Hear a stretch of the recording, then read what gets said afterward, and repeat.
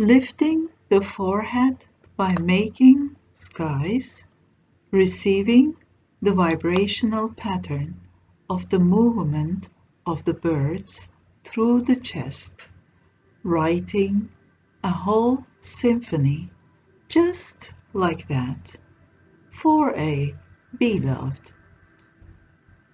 That way, convert to a fractal and precipitate by being brewed by a secret longing to a real snowflake, the one which will fall on the beloved skin with a discernible touch.